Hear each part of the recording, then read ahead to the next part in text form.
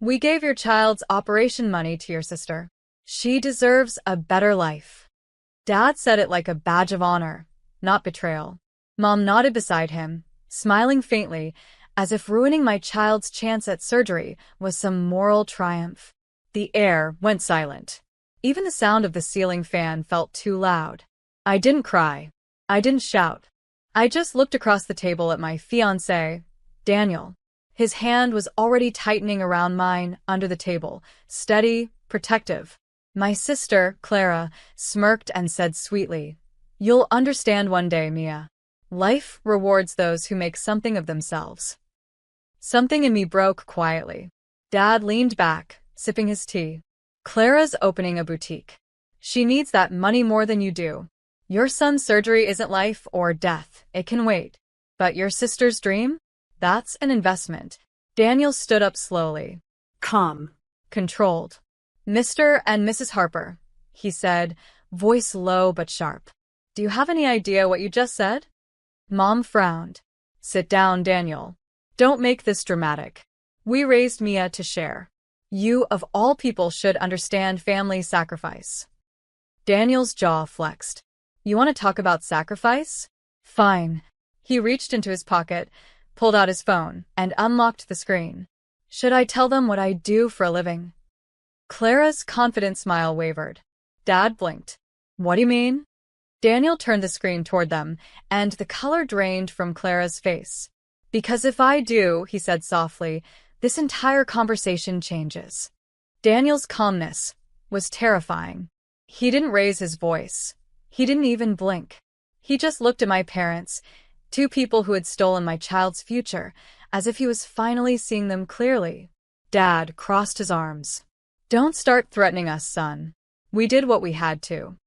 Daniel's tone stayed level. "No, you did what you wanted to." He turned the phone around, the screen displaying an email header. "Harper Family Financial Audit. Confidential access granted." My father's face went pale. "You're in finance?" he asked slowly. Daniel smiled without warmth. Close. "I'm a forensic accountant.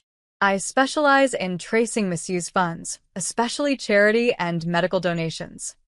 Clara's hand froze on her glass. You can't be serious." "Oh, I'm very serious," Daniel said. "Do you know what happens when someone reroutes designated medical funds into a private account? It's called fraud." Mom's voice trembled. "You wouldn't report your own family." Daniel looked at me, then back at her. "I don't need to. The hospital already did when they noticed the withdrawal trail. I just confirmed where it ended." My sister's lip quivered.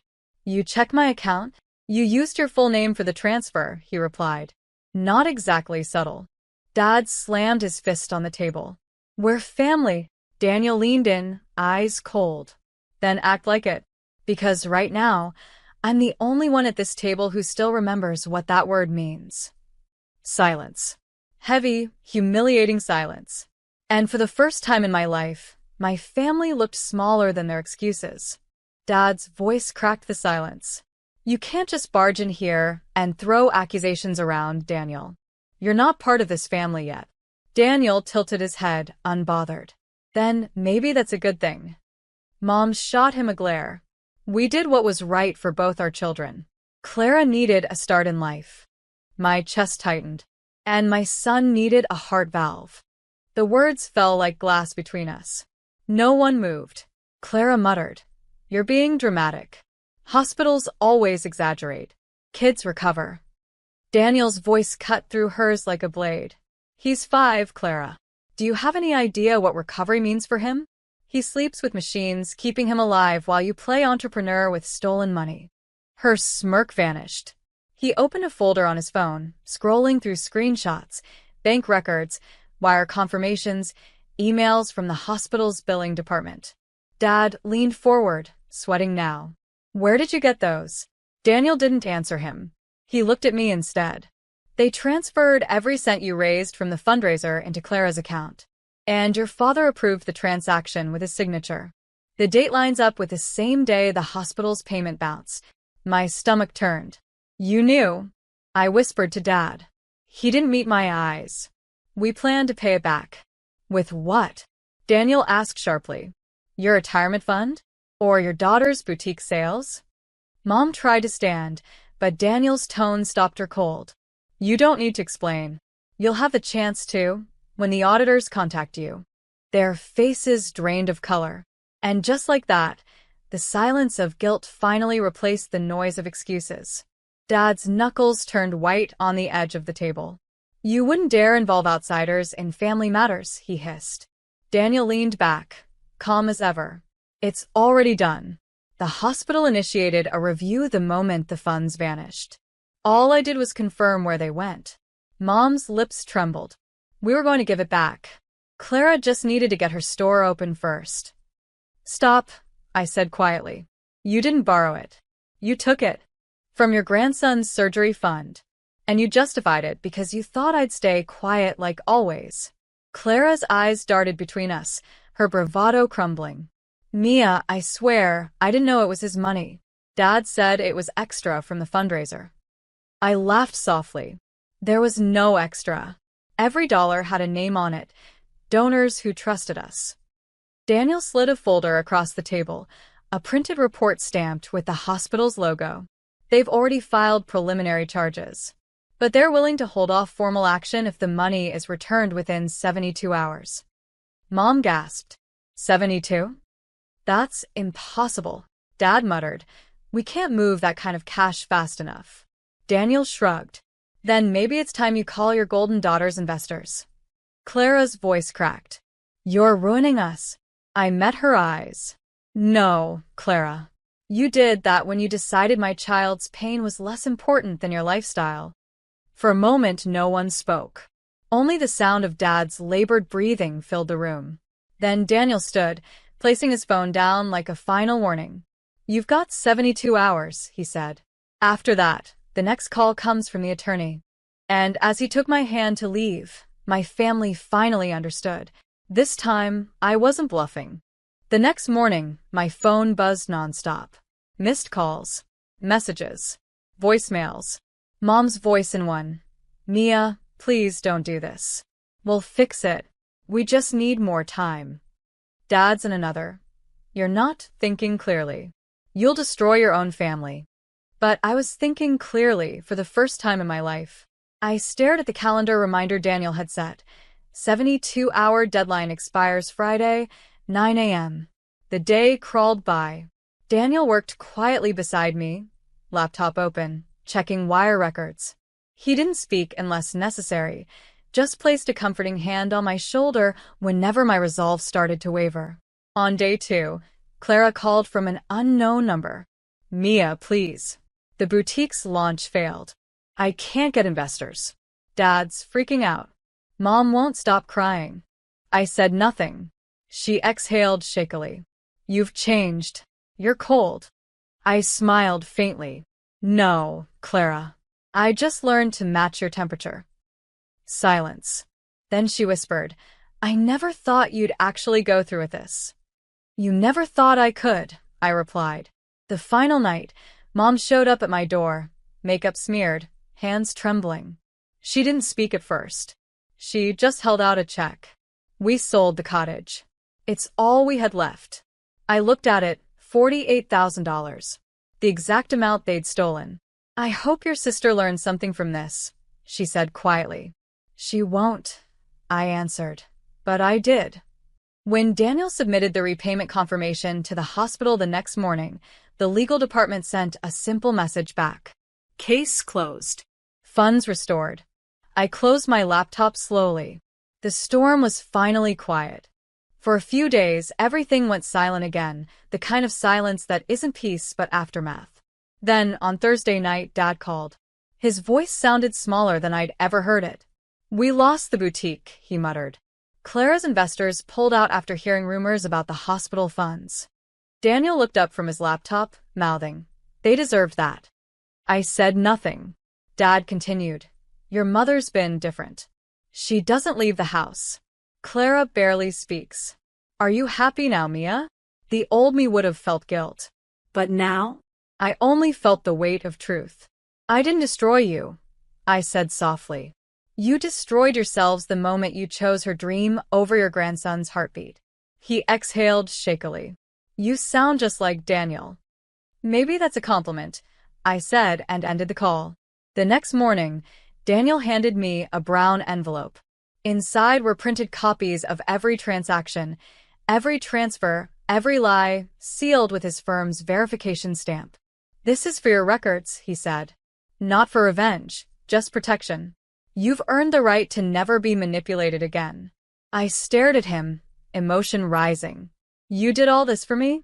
He smiled faintly. For you, and for that little boy upstairs who deserves parents who can sleep at night.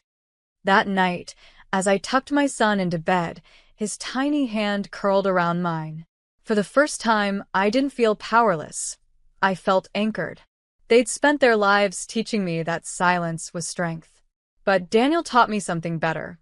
Silence isn't power. Truth is. And now, the truth belonged entirely to me. 2 weeks later, Mom texted. Mom, family dinner Sunday. Just us. No tension this time, I promise. Daniel raised an eyebrow when I showed him. You think it's a setup? Definitely, I said. But I'll go. He smiled. Then I'm coming too. When we arrived, the atmosphere was too calm. Table perfectly set, candles lit, the smell of roast chicken filling the air. It was their classic distraction tactic. Make it feel like love, so you forget the wound underneath. Clara greeted us first, fake smile in place. You look well, she said. So do you, I replied, scanning the empty walls. Where are your boutique posters? Her smile flickered. I took them down. Rebranding. Dad cleared his throat. We wanted to talk about moving forward. Daniel leaned back, his arm brushing mine. Before we move anywhere, you should know, your daughter's financial record is clean again. But if any of you try touching her name or accounts again, I'll make sure the next audit isn't private. The silence was instant.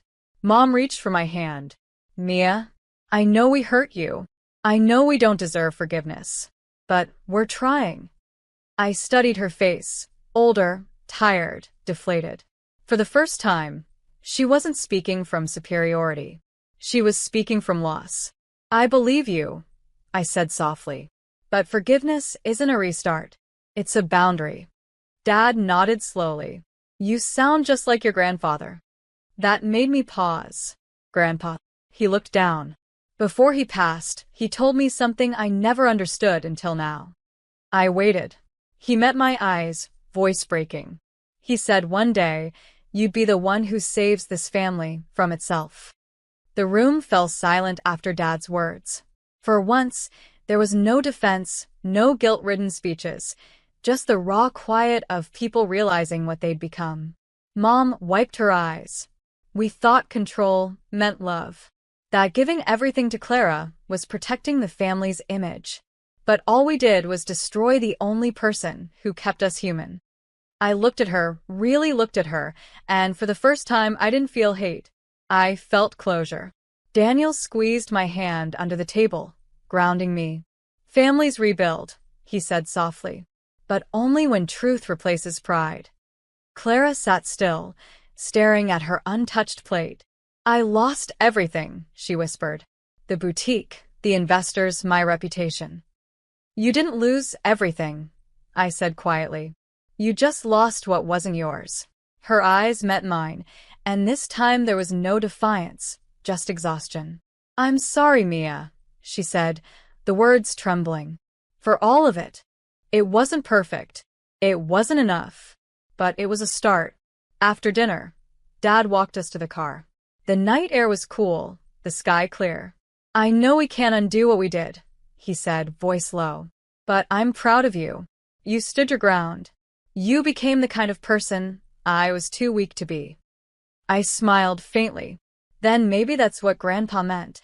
Driving home, Daniel reached for my hand. You okay? I looked out the window at the quiet streets. Better than okay. I didn't just get justice, I got peace. Because sometimes revenge isn't loud. It's calm, quiet, and undeniable.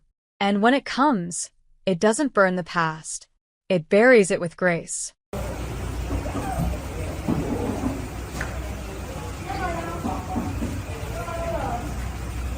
này là kính đậm, kính này là kính công, nó phải làm kính là cuốn dẻo bên này, chứ không để mà mê cha mình